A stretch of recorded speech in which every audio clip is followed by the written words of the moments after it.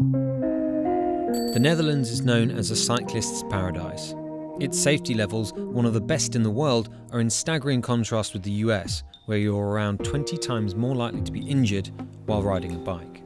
In the Dutch capital, nearly half the working population commutes daily on over 500 kilometres of dedicated cycle paths. But the city only narrowly avoided being taken over by cars.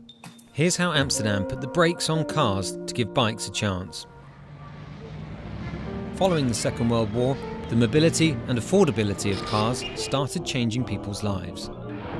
Neighbourhoods around the world were being flattened to make way for busy highways. Chicago is moving a city. New York, striving to keep abreast of the ceaseless, teeming traffic. Amsterdam wasn't going to be left behind. Streets, once considered public space in the Netherlands, were changing. Their new function was purely for traffic. The number of bikes in Amsterdam plummeted. Between 1960 and 1970, the number of cars in the country quadrupled, jamming the traditionally narrow streets. Engineers and city planners wanted to modernise Amsterdam to make it more car-friendly. They proposed ideas like filling in the famous canals with concrete, levelling historic neighbourhoods and building expressways and monorails. This is what Amsterdam would have looked like in 2000 if the Das brothers had realised their futuristic vision.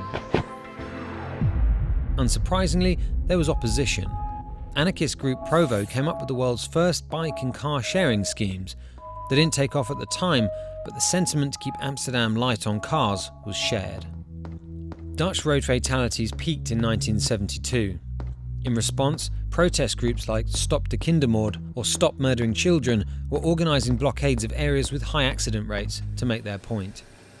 Then, in 1973, the oil crisis sent fuel prices skyward, prompting the Dutch government to ban motor vehicles for 1 day a week. Reaction here to the Sunday motoring ban has been mixed. The unions and the hoteliers are angry and annoyed. But the sales of bicycles started to rise. Pressure groups jumped at the opportunity to show citizens how Amsterdam could look without cars. The government took notice and in 1978 introduced the Traffic Circulation Plan to make Amsterdam less attractive to drivers. It called for the closure of certain streets to traffic, reduction in car parking spaces, and gave priority to cyclists and pedestrians. Amsterdam started embracing Voornef, or living streets, a concept that was already successful in reducing traffic casualties outside of the capital. The specially designed zones are landscaped to slow drivers down. Without sidewalks, drivers share the space with cyclists and pedestrians and have to move at walking pace. Making Amsterdam more bike-friendly was really about making the city less friendly for cars. Now, almost a quarter of the Dutch population cycles every day, with 75% of children cycling to secondary school. The number of cyclists on the road also makes it safer. Research shows a correlation between higher numbers of bikes and lower casualties among cyclists. If Amsterdam's story is anything to go by, there's not only safety, but also power in numbers. Just as important as cycling lanes and car controls is getting people on bikes in the first place.